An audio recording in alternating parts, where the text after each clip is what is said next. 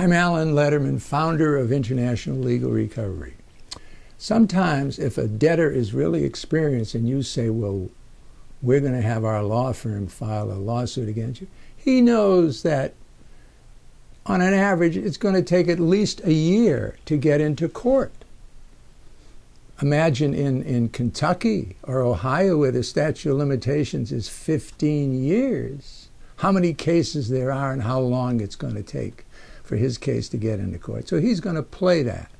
Well, we're experienced and we recommend that our attorneys, where they can in certain states, file a pre-judgment writ of attachment. What does that do? Well, in California, it gets into court in 45 days.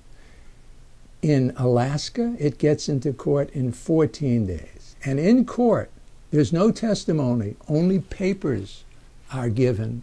And if your papers show that the debtor owes the money, you're going to get the judgment. So when you ask for an attachment, you can ask for an attachment. It's got to be a commercial case on a piece of property. We had a manufacturer whose distributor owed him $100,000.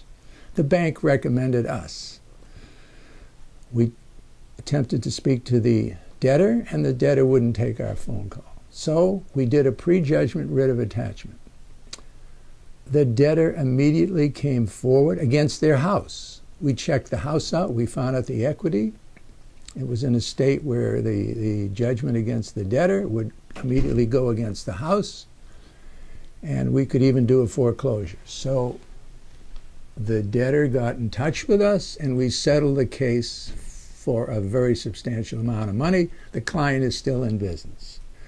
So pre-judgment writs of attachment are very, very successful. Most attorneys don't want to do a pre-judgment writ of attachment. Why? Because they have to go to court within 2 months. They don't like that. So also, when a debtor's attorney tells them, guess what? You don't have any defense.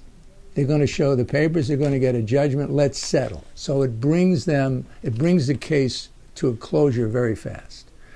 Do you think a collection company, a collector, knows anything about a pre-judgment writ of attachment? I would say no way do they know. We've been trained at law firms.